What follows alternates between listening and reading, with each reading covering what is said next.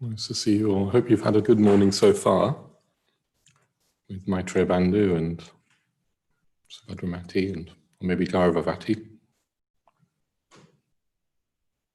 We're going to go live in a few minutes, but very nice to see you. Can we scroll? I'd like to see if there's more people. Lisa, there's a lovely backdrop of golden light behind you.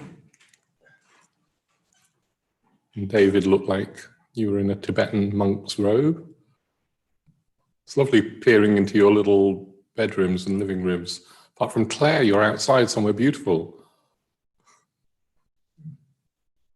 Declan's got up and left. Come back, Declan. Oh, you're back. Hello, Swati, morning. Very nice to see you all. Rakshita's joined us. Hello, Rakshita. And I've brought my great Brixton mug. I don't know if you can see that. It's a great Brixton mug for you Brixton folk.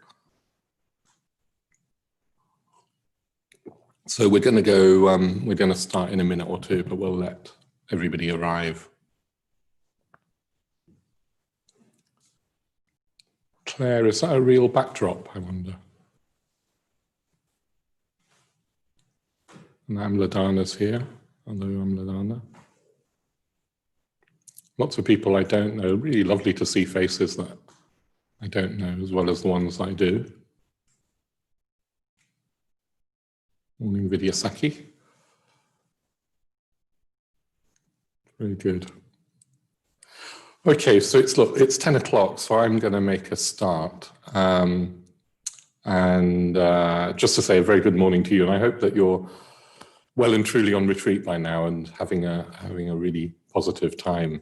It might be challenging, but I hope it's fruitful anyway. I hope it's a fruitful time. So before I talk about what I'm going to talk about, the bits of housekeeping that you're probably becoming familiar with, but just to remind you. So at 11 o'clock after the meditation, we're going to go into breakout groups.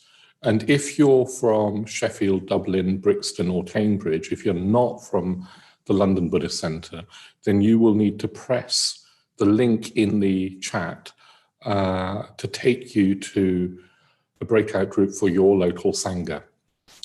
So you'll need to remember to do that. I'll try and remind you at 11 o'clock as well. If you're with the London Buddhist Centre, you don't need to do anything and you'll just find yourself allocated to a breakout group by just staying online, yeah?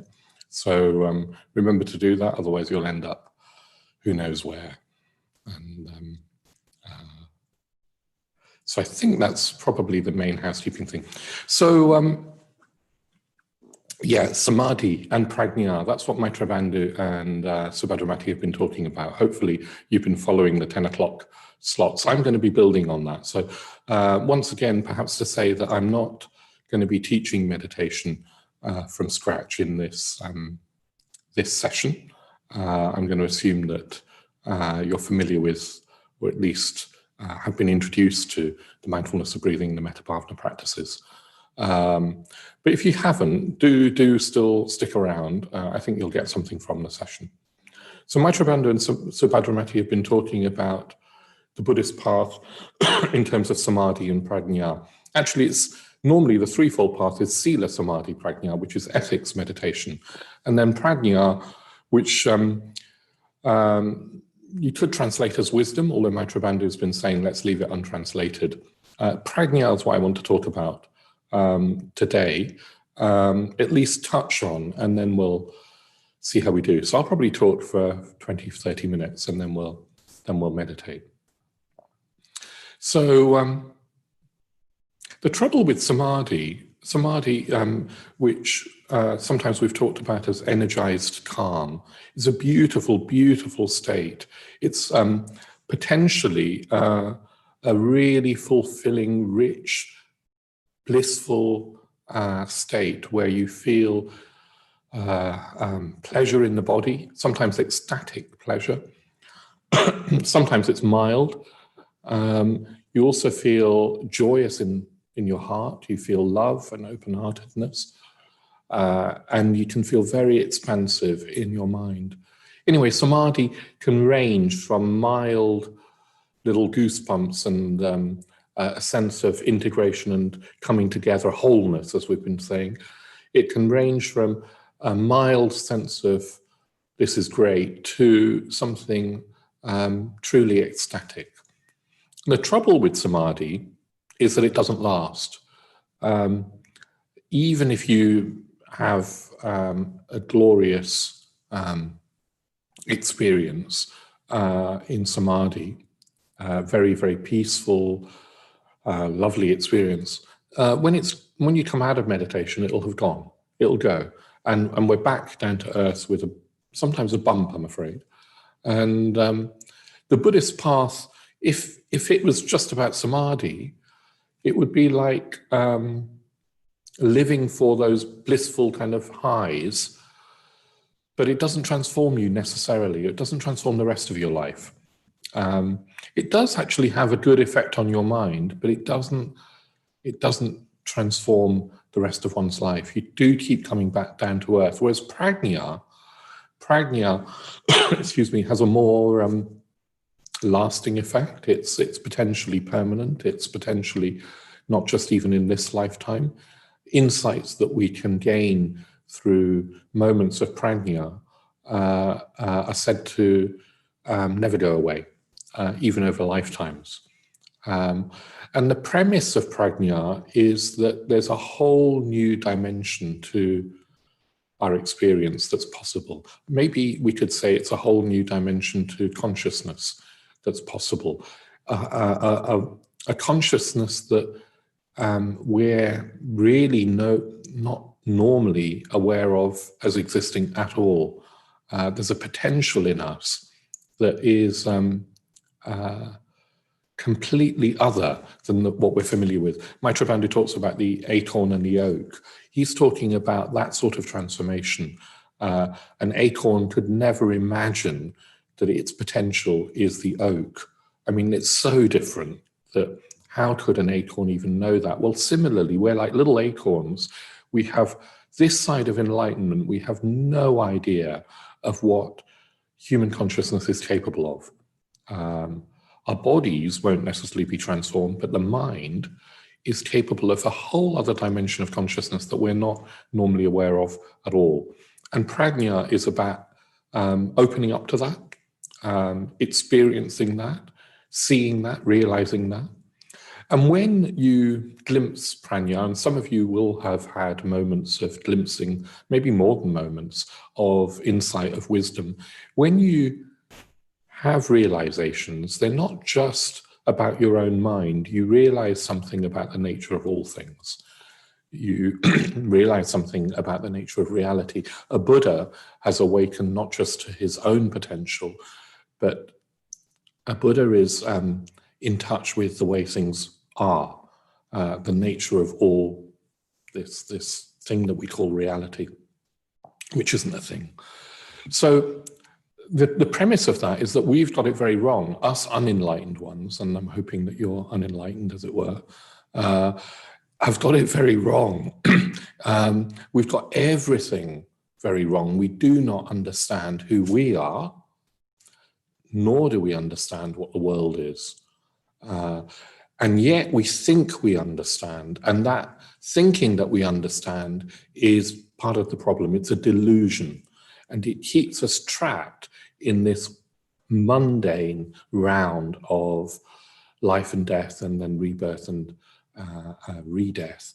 And each time, in each lifetime, even if you don't believe in rebirth in this lifetime, what we do is we strive for fulfillment, and we look for it in all the wrong places. We look for it in places that don't completely fulfill, or in people that can't completely fulfill. And then we end up somewhat either disappointed and disillusioned, or somewhat resigned to, well, that's just life. And then we die.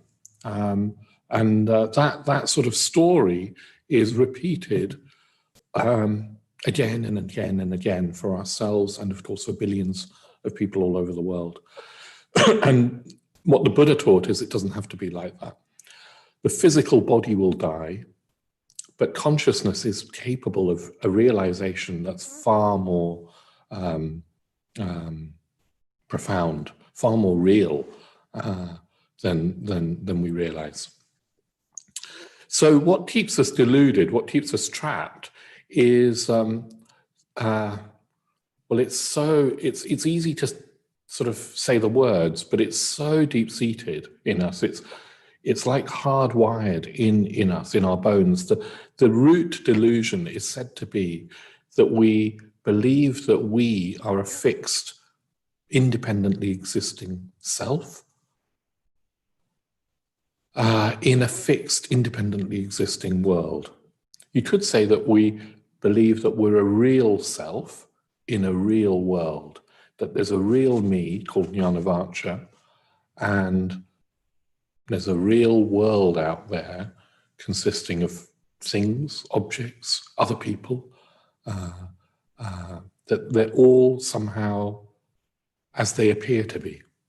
And Buddhism's saying, no, no, no, we're trapped in a delusory state. It's not quite like that.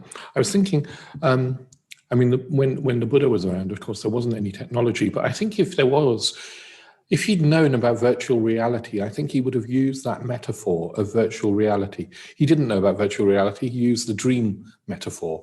But imagine that you're playing, I don't know what I'm talking about now.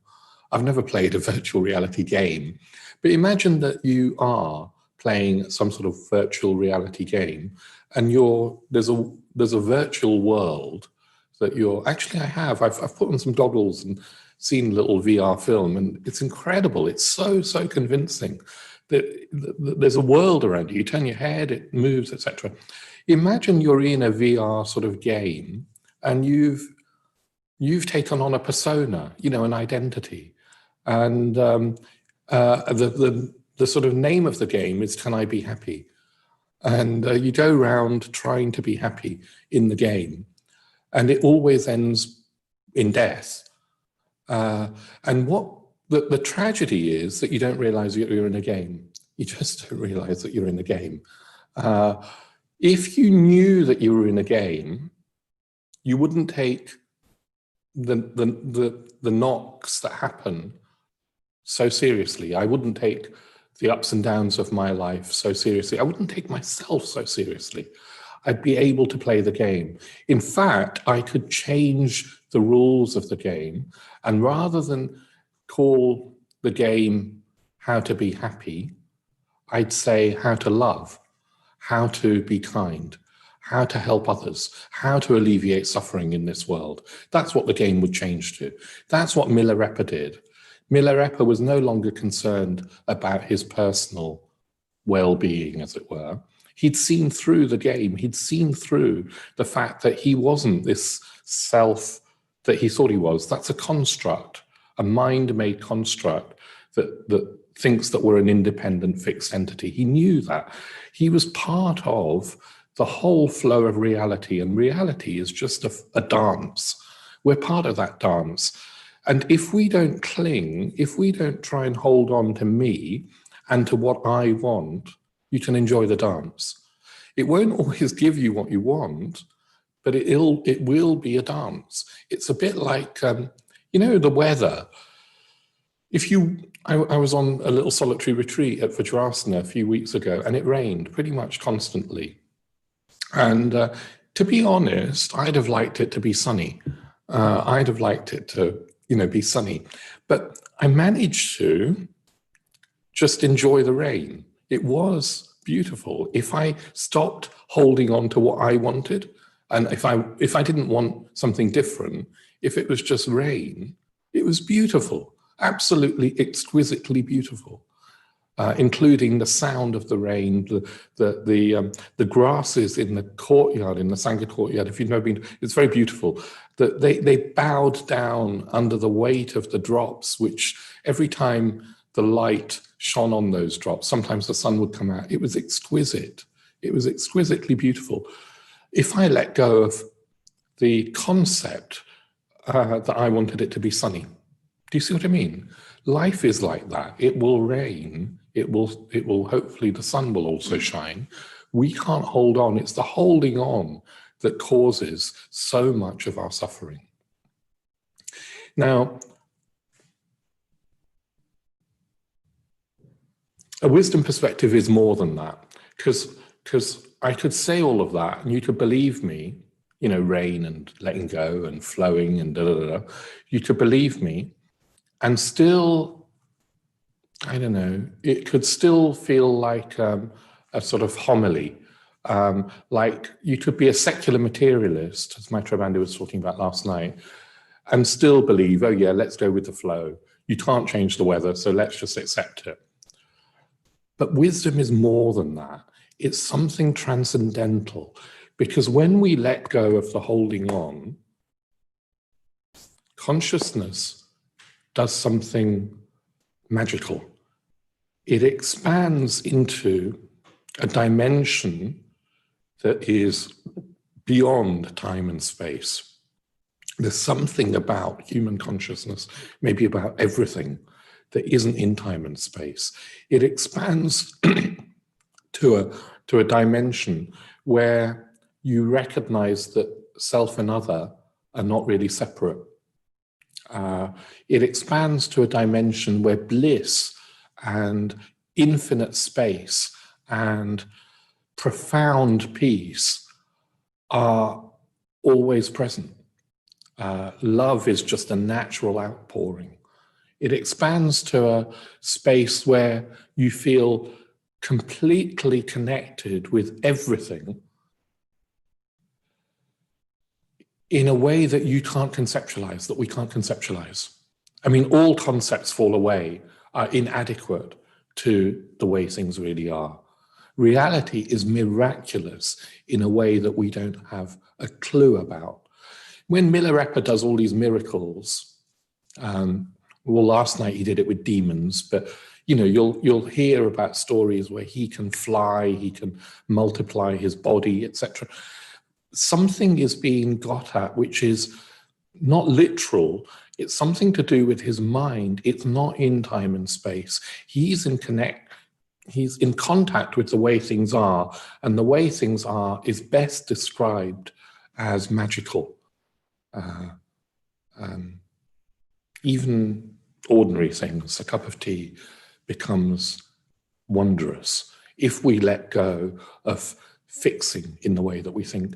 So I don't just mean, when I say let's let go and go with the flow, I don't just mean some sort of secular, yeah, it'll be easier on you. I mean another dimension that's best described as magical is our true birthright.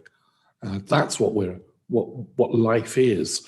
And if we don't taste that, or if we don't move towards that in this lifetime, anything else that we achieve, money, status, possessions, lovers, whatever, children, family, whatever we achieve, career, all of that won't completely fulfill, because the human heart yearns. Somewhere we know that there's more. The human heart and mind yearns for that. And frankly, to chase after those external things for a whole lifetime and think that that's what it is to be human is a tragedy, It's a real tragedy. And Buddhism's saying, no, look, wake up, there's more. Okay, so that's prajna. I could talk all day about prajna and would never meditate. So I want to move on and say, how do we get a glimpse of prajna? Well, first of all, we need to cultivate as much samadhi as we can. We do need to be in a state that's relatively whole, that's relatively concentrated, and in particular, that has metta, that has love, that has kindness, that where the heart is soft and open, and a sense of connection with life is already there. It's on that basis that wisdom can arise, that prajna can arise. So samadhi, if you're not in that state, keep working at samadhi. At the same time, we could spend a lifetime trying to achieve samadhi. And I want to also nudge us in the direction of prajna, because what happens also is that if you have a glimpse of prajna, samadhi becomes easier. So you can go the other way around as well. You can go the other way around, okay. So there are doorways into prajna. There are doorways, there are clues in our experience, like fingerprints that reality has left, telling us that we've got it wrong. And if we follow those clues, we might wake up to the fact that we're in this game, this virtual world or a dream, that it's not like we think it is, that it's much more wonderful than we think it is. There are clues, there are fingerprints. The Buddha talked about hallmarks of existence that act as doorways. And over the next 3 days, we're going to be looking at those fingerprints, those clues, those hallmarks. And today, well, I'll tell you what they are. Their unsatisfactoriness, their impermanence, and their insubstantiality. They're hallmarks, they're clues, they're fingerprints in reality that if we follow, we can move through into a new dimension. So I'm going to be talking today about unsatisfactoriness, just touch on it, about dukkha, about suffering. Not because I want to give you a big sort of religious spiel on the nature of suffering in life, although one could. You know, in Beirut, 100 people have died this morning, last night. Horrible. There's physical suffering. I'm not going to talk about that, although it's true. I want to talk about it as a doorway into wisdom, which is that if we notice the unsatisfactoriness in our experience, that could be physical. Maitreya Bandhu earlier today was talking about physical pain in the body and how to soften and let go, you know, not tighten around it and not make it worse, not turn pain into suffering, the second dart, etc. I'm not going to repeat all that. You can catch up if you want to. But if we note it, there's also, of course, emotional pain, mental pain, particularly when it rains, as it were, in our life. That will happen. That's a sort of dukkha, losing people, losing lovers, losing loved ones, not getting what you want. There's the emotional pain of loss. There's also the sort of existential suffering of knowing that there's more, even when you get what you want, even when you get that shiny new house, or, well, at the moment we can't probably go on holiday, but, you know, even when you get what you want. I bought a lovely, lovely iPad the other month. It's gorgeous, it's beautiful. I've never had an iPad before, I love it. You know, 2 weeks later, my life is pretty much the same. I mean, even when you get what you want, there's something in us that knows there's more. Do you know what I mean? It's not satisfied.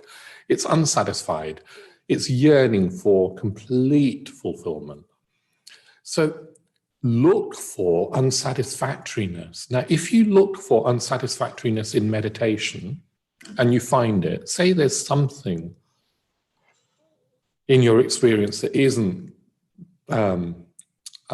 fulfilled. There's some sort of unsatisfactoriness, either emotional, it could be physical, it could be emotional, or it could, as I say, be this sort of existential. Yeah, but there's more.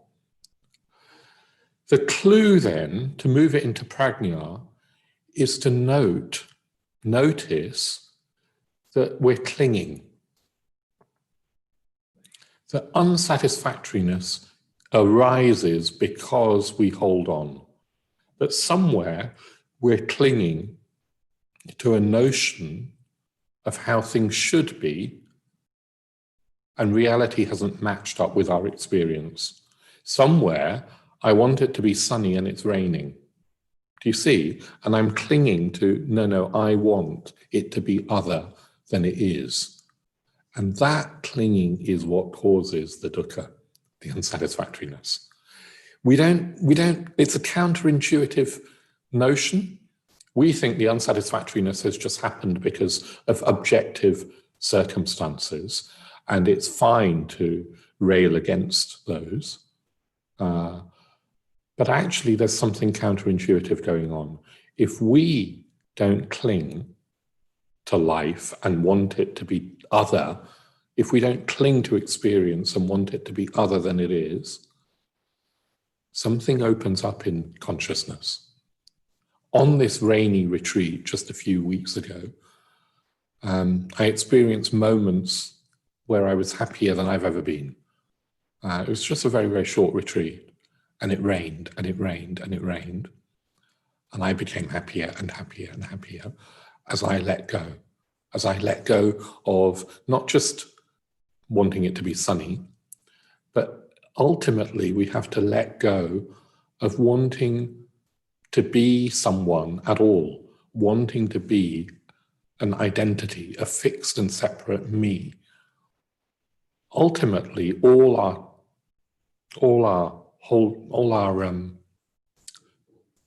confinement, all our lack of fulfillment comes from that deepest level of holding on. So what I'm going to urge you to do is I'll lead us in the meditation, excuse me, and then I'm going to say, look for any unsatisfactoriness in your experience. Now, if there's just pleasure in your experience and joy and love, don't dampen that. You can enjoy all the positives that there are, but then you could just notice that it's not complete, that there's more. There ought to be more. So that's a little bit of unsatisfactoriness, even if you're in rapturous bliss. A little bit of unsatisfactoriness, there could be more. If, however, you're in some sort of state of suffering,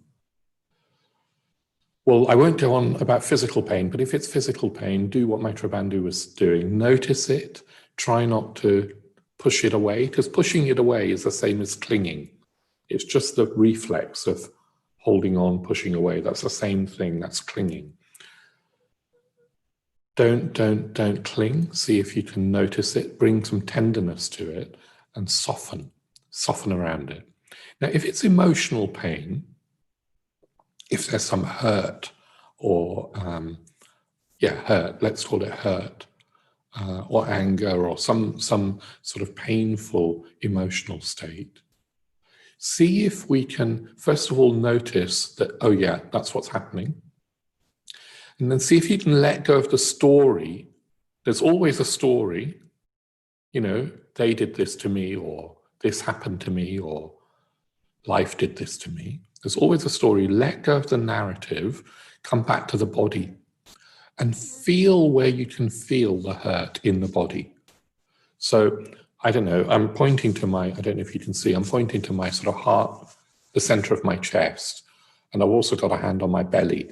Somewhere in the body, it needn't be in the torso, but it often is in the chest, somewhere you'll be able to feel the physical sensations of that emotion of hurt. It'll be like a tightening. Yeah. So then we need to be really tender and kind. We're not trying to push that hurt away. We're trying to, in a way, bring some metta, some loving kindness to this experience of hurt. Very gentle. It's an art.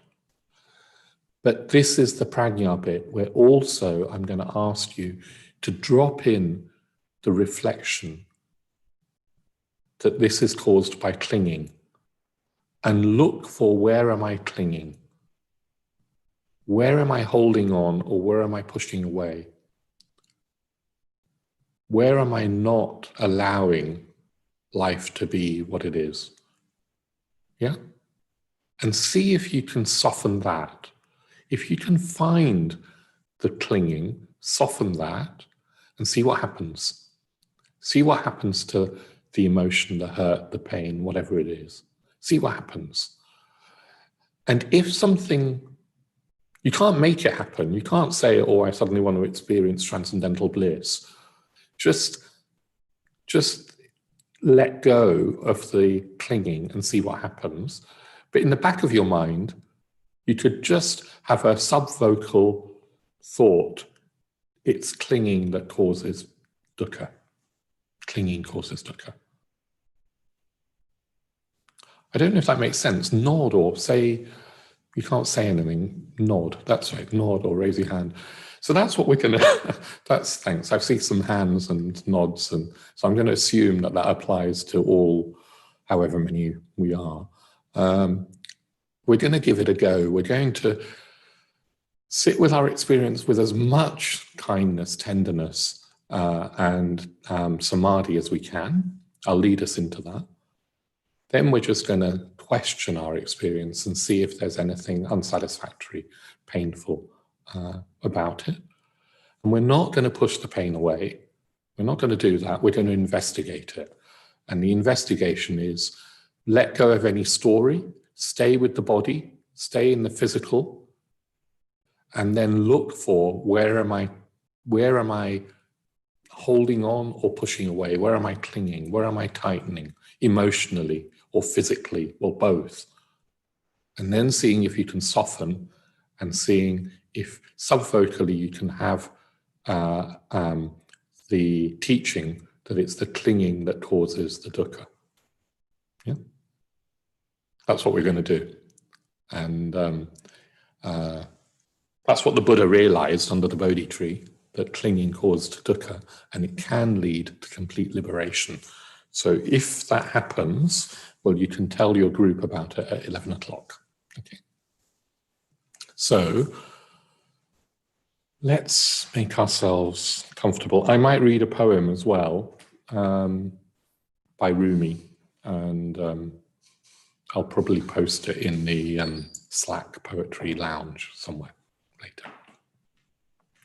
So let's make ourselves comfortable and get into our meditation posture.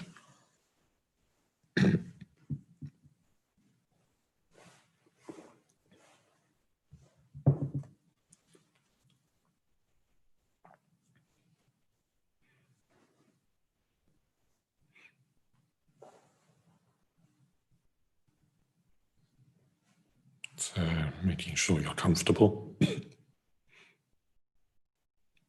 Comfortable enough to sit still for half an hour or so.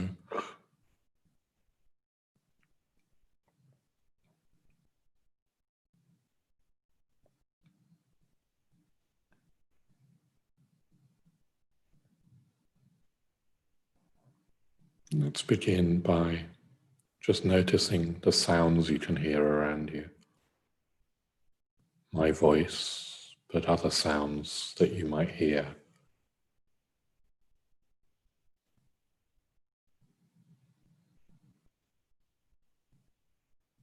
And whether those sounds are pleasant or unpleasant or just neutral, see if we can acknowledge them without trying to push them away or chase after them. Letting go of the clinging to sound, letting sound just be sound.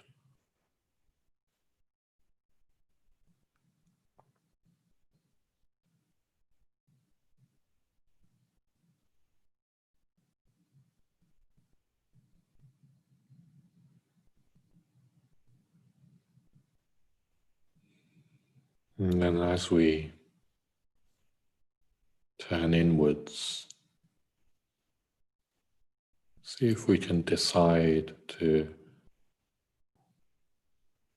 sit as still as possible and decide to commit to this period of meditation, commit to exploring our experience of unsatisfactoriness in this way.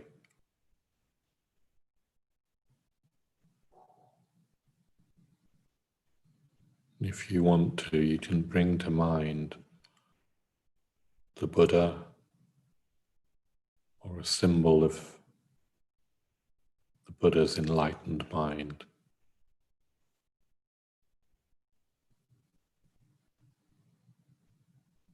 Remind yourself of the possibility of freedom.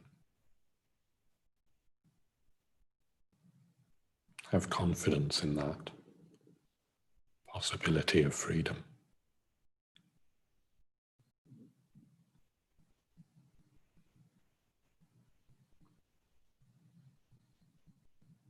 And taking a few deeper breaths to arrive in the body, to let go of narratives of story and arrive in the body.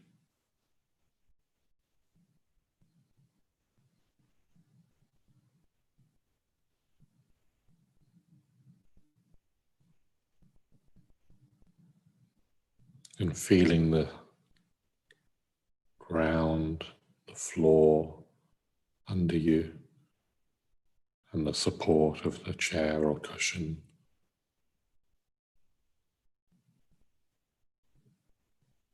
Really letting go of the weight of the body through the points of contact with your seat and with the ground.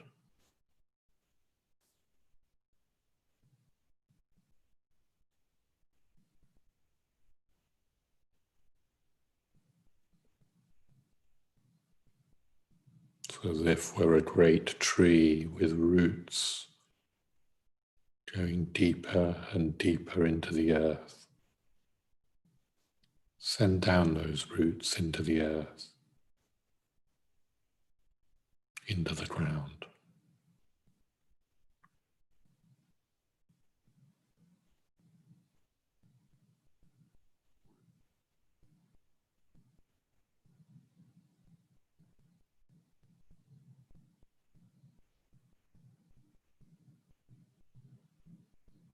And the trunk of the tree rises up.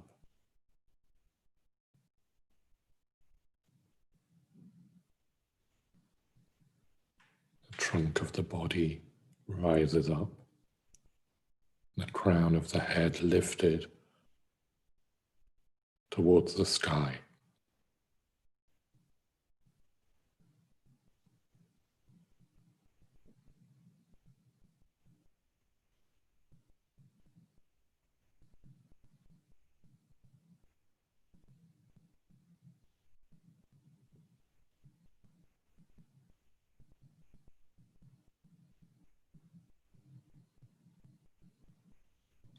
And softening the face,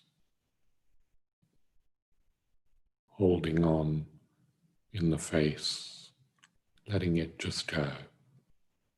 All the muscles around the eyes and mouth.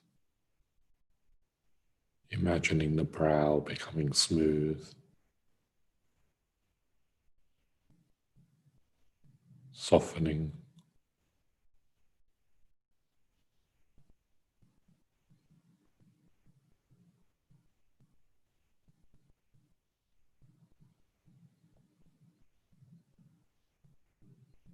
And the shoulders, letting go in the shoulders as much as you can.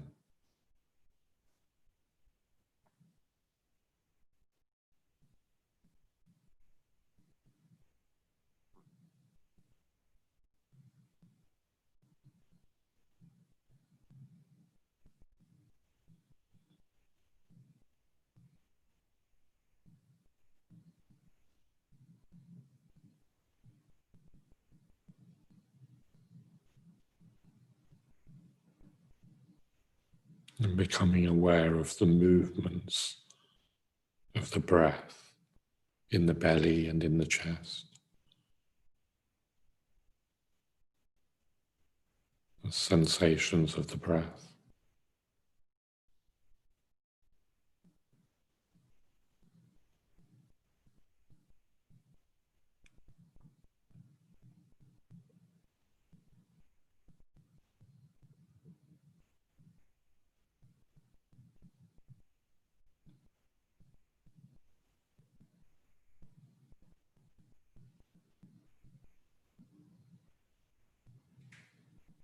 And see if you can experience the direct sensations as the air moves through you.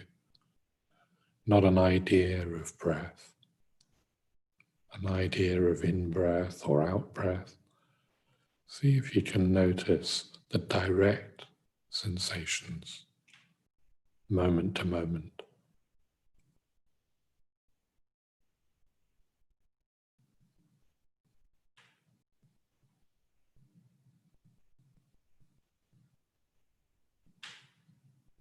And follow the sensations through the body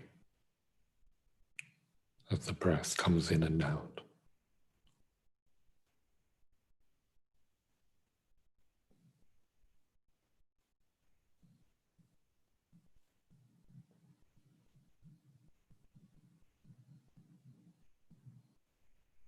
And then turning towards your heart,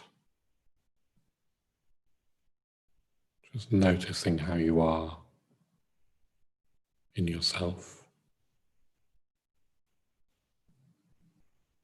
What's the weather like inside you?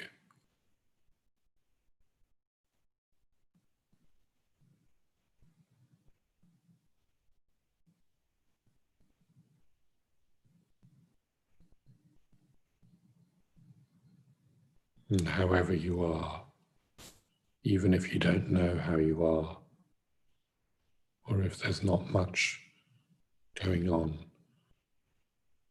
see if you can just acknowledge that with tenderness, with patience and gentleness.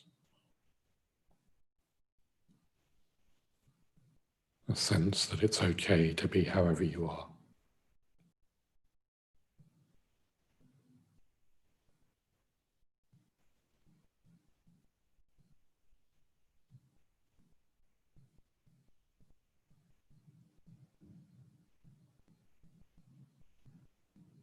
Keep following the sensations of breathing.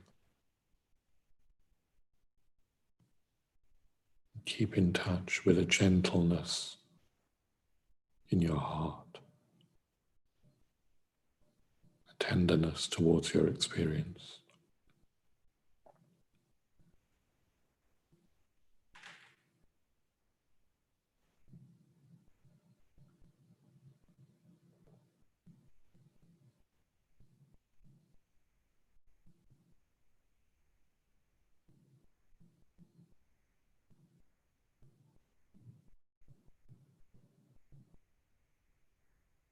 If the mind wanders,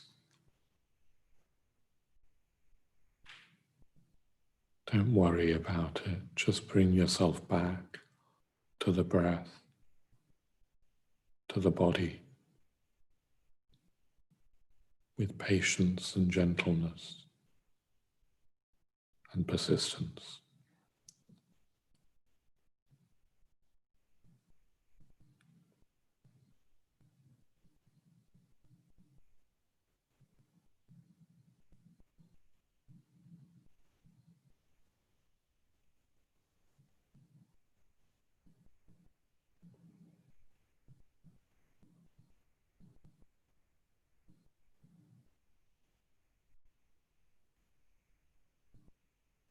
Noticing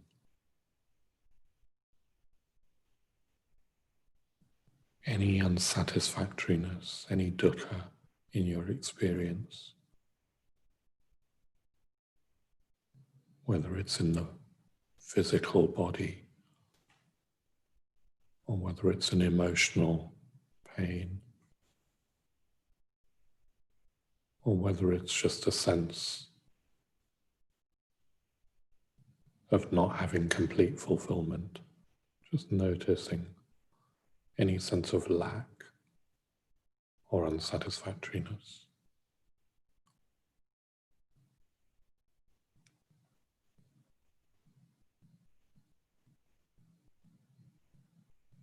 Noticing it with a gentle, tender, kindly awareness.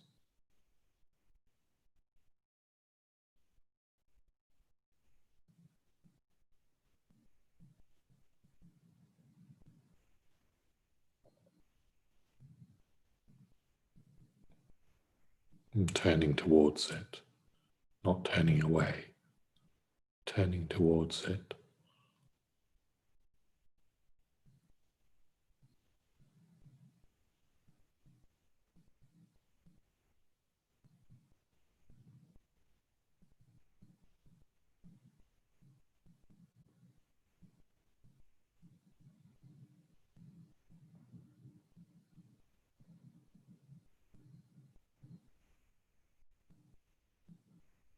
not pushing it away.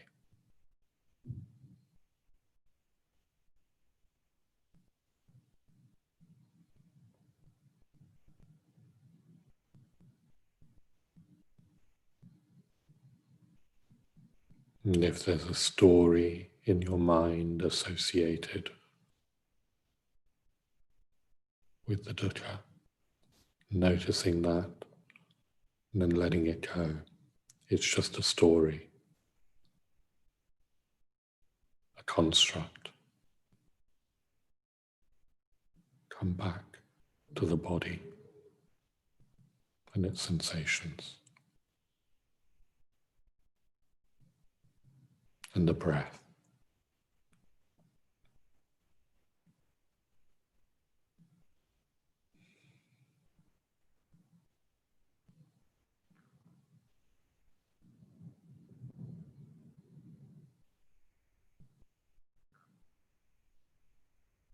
And as you turn towards any experience of dukkha,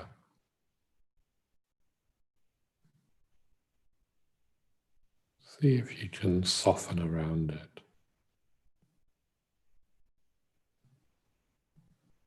Not only are you not pushing it away, you're trying to be gentle and tender and soften any tightness in the body or in the heart. Soften any clinging.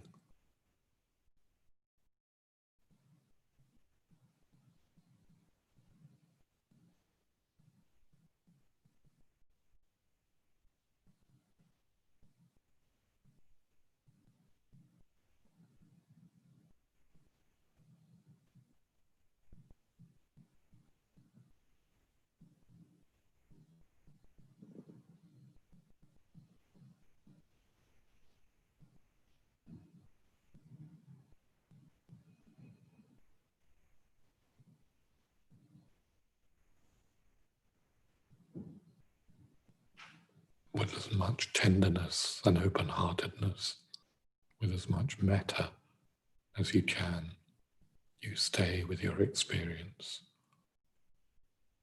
and keep softening when you notice any holding on.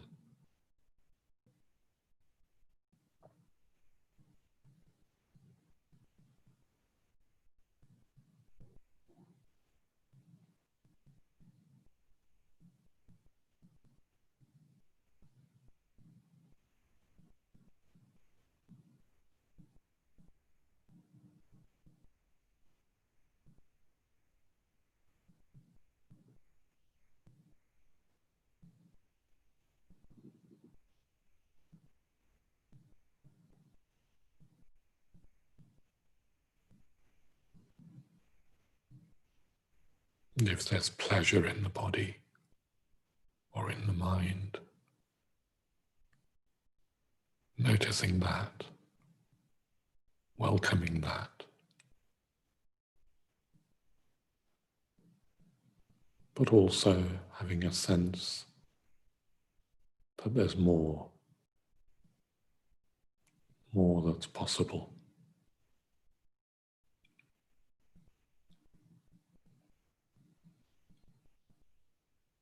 That even the pleasure doesn't last.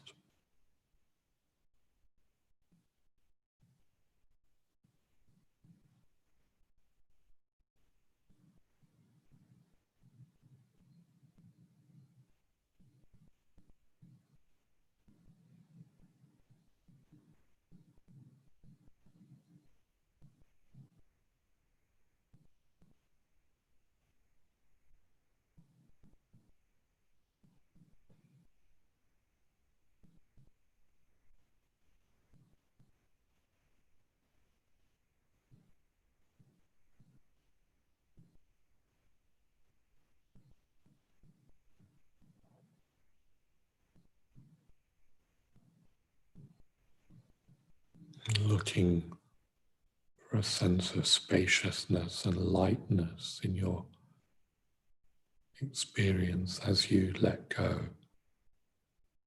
as you soften, looking for any sense of freedom that arises, of spaciousness, of love, of freedom.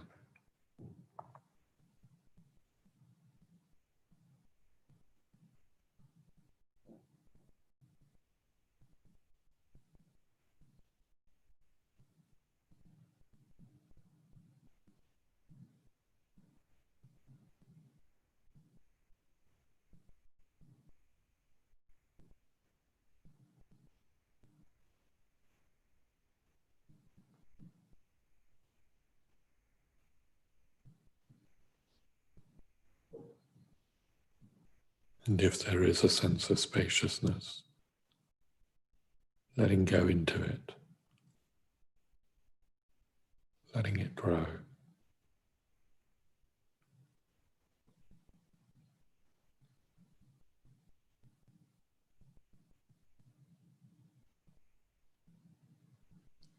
And if there isn't spaciousness, noticing where you're clinging, where you're holding on,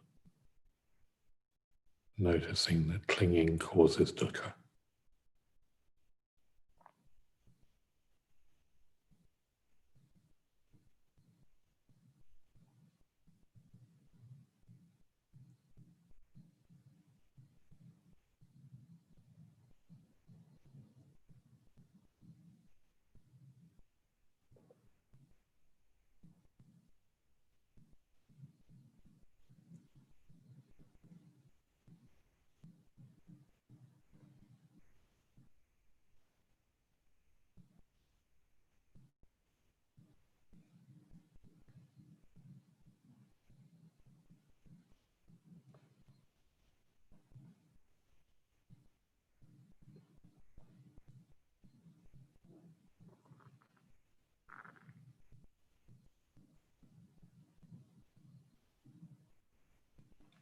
And now, letting go of all effort, letting go of trying to do anything at all, and moving into a period of just sitting,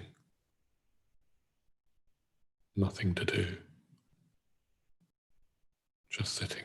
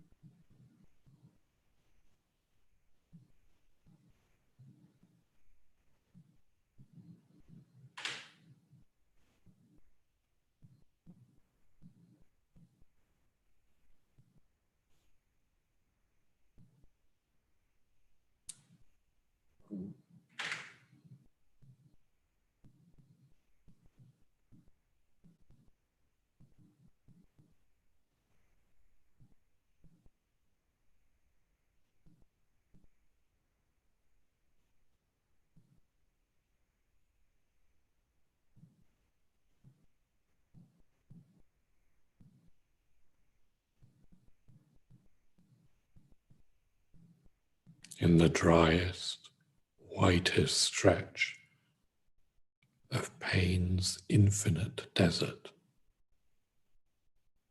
I lost my mind and found this rose.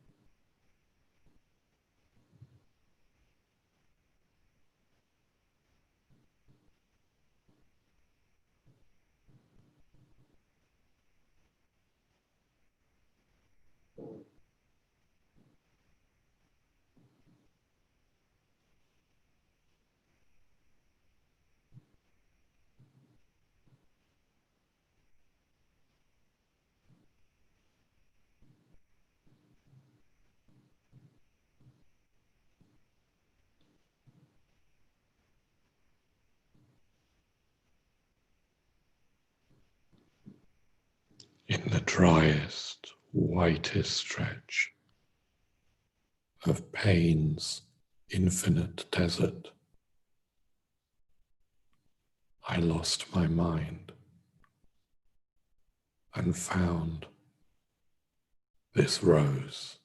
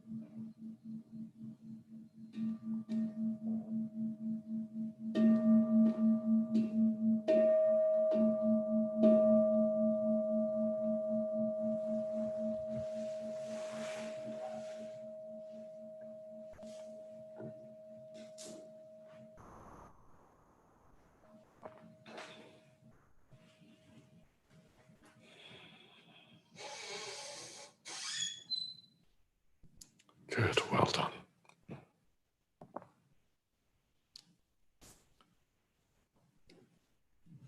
Okay, so very good. Well done for staying with that.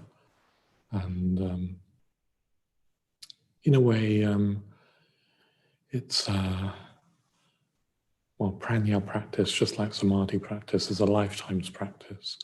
So don't worry if you didn't get very far with that particular meditation. You can keep coming back to this principle of clinging causing suffering, and see if we can keep growing in our ability to let go and not cling to life, and let life become more and more like a dance that we're participating in. So I really wish you well for the rest of the day. I'm not going to see you the rest of the day. I'll probably see you tomorrow, I think. So now, remember, if you're not from the London Buddhist Centre, if you're from Sheffield, Cambridge, Brixton or Dublin, you need to be looking at the link that DM is posting in the chat, and moving to your breakout group. And otherwise, if you're not from one of those local sanghas, then you can stay and you'll be assigned to a London Buddhist Centre group. Okay, so you seem to be disappearing off as I speak. Really wish you well.